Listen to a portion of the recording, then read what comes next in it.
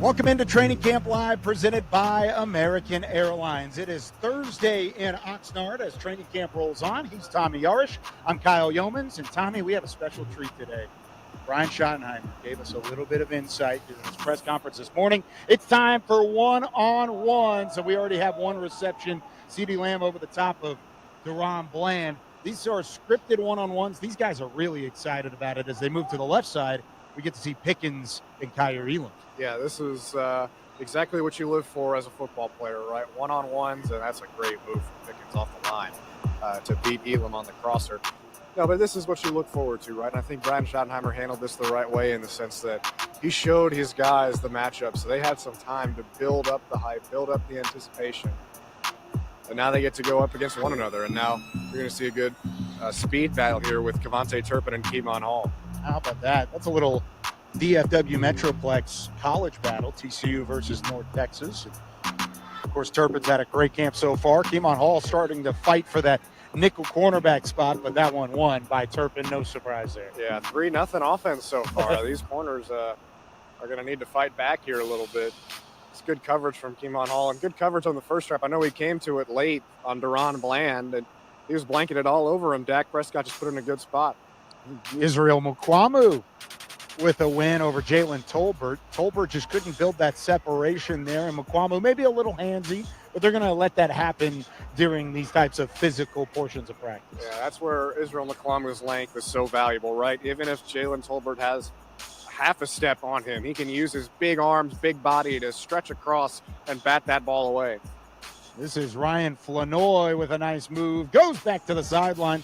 Took a hit from Robert Rochelle there, but he's able to reel it in either way. Yeah, double move there at the top of the route, and Flanoy gets more than enough separation. Rochelle's still able to close in fairly well, but at the end of the day, good spot from Joe Milton on the throw, too. Oh, just a straight fade from Jonathan Mingo. He holds on into the end zone. Mingo showing out in one-on-ones. And then he threw it back maybe farther than Dak Prescott threw it to him. That was a cannon. He might have hit Will Greer on the other side of the field before he threw a pass. I want to know what the trash talking was like there from Troy Pride prior to that rep, because it looked like Mingo had a little extra juice on the one-on-one. Now It's Joe Milton at quarterback. Jalen Brooks at wide receiver made the move inside. Able to hold on. What strong hands there from Brooks. Yeah, and that quick move there to beat Harmon off the top of the route just completely shook him off, and Harmon couldn't make up the space. Just held on to the football. A bit of a low throw there from Mingo. Keep that one in mind. Jalen Cropper. Oh, an inside-out move. That was nasty from Jalen Cropper. Yeah, Zion Childress looks like just lost his footing there, but good job from Cropper to cross him up, and immediately Childress going back to the sideline, getting some coaching on how to handle those kinds of situations. Cropper's been a guy at training camp that has flashed plenty, so no surprise that he can win a route like that one-on-one.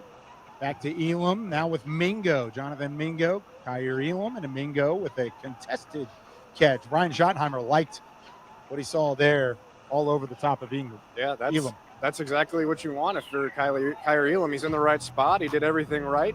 Just strong hands from Mingo, just better offense that time. Kwamu versus Tolbert. Tolbert goes with inside leverage. There's the separation you want to see from Jalen Tolbert. Right, only got a half a step the first time around, but that time Tolbert able to really work him over the middle of the field and use that speed to separate, and that time the length from Kwamu couldn't catch up. Ryan Schottenheimer mentioned these one-on-ones, the first of training camp here in 2025. Might not be the only time they do this, but they'll do it sparingly, and they're going to script it. This is the type of matchups that you will see over and over again. This is one of those undrafted free agents. What a ball from Joe Milton over the top to get that one in the hands. And he's still holding the finish back there. That was perfect from Milton. Right to Josh Kelly over the top of Keemon Hall. Yeah, you couldn't have placed that ball any better. That is a great throw. And that's what Joe Milton can be at his best, right? He's got a cannon of an arm. And if he can get the timing right, if he can get the spots right, he can be a really good player in this league. There's Trayshawn Holden building some space, but overthrown there. I believe it was Dak that threw that football. Looked like Holden was a little bit more focused on trying to build the separation than he was to look at the ball. He looked back at the ball a little bit late there, so couldn't track it. And he would have had to run a little bit more left, but he was just going straight line, so that ended up falling incomplete. Troy Pride on the defensive side. Ryan Flanoy catching the pass from Joe Milton. Flanoy puts a foot in the ground, and Pride couldn't catch up. Did a nice job of recovering and limiting the damage. Yeah, that was Troy Pride almost touched grass there, but does a good job of keeping his footing and trying to come back to the ball, but too good on the footwork there from Flanoy. There goes Jalen Brooks on the outside. A lot of contact that time. No flag, though. They do have referees watching. Haven't seen a flag thrown quite yet. I don't know how hard they're watching, but that probably would have gotten thrown in a game. That looked like a lot of contact there back and forth. This is a good opportunity to see some of these younger receivers and younger DBs fight one-on-one, trying to make a roster. Of course, we know what Pickens and Lamb and Tolbert, for the most part, Turpin, all these guys can do, but you get a guy like Ryan Flanoy trying to make the roster, straight gas over the top.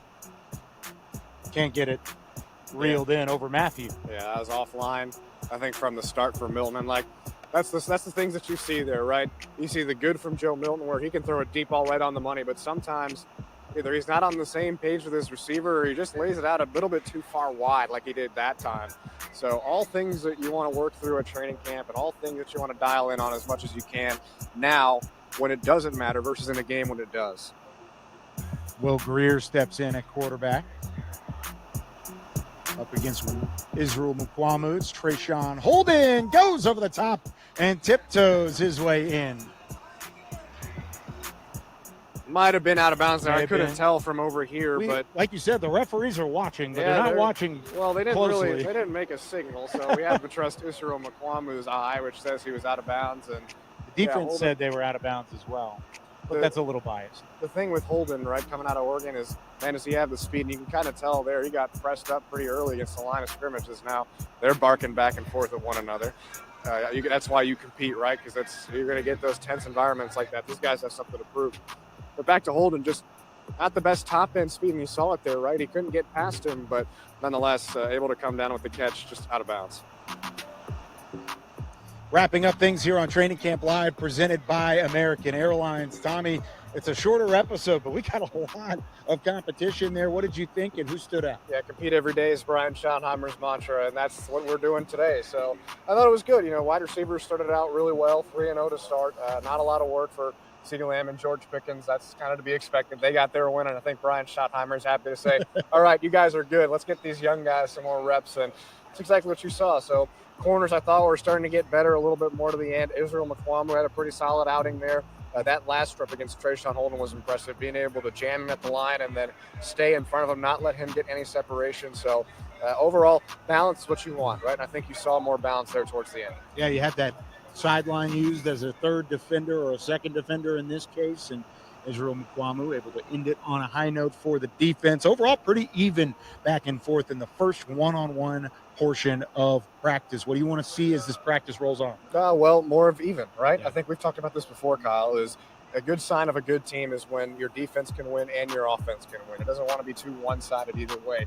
Guys are going to have good days, guys are going to have bad days, but for the most part, you want to see consistency in some sense of balance, because that means your defense is figuring things out, your offense is figuring things out, and slowly but surely, things are going to click. And when you go up against a team that's not wearing the same helmet as you, it's going to pay off. It definitely will. He's Tommy Yarsh. We've got Alex Lilly behind the camera. I'm Kyle Yeoman saying so long from Training Camp Live, presented by American Airlines. We'll see you this weekend as we get closer and closer to the Dallas Cowboys preseason.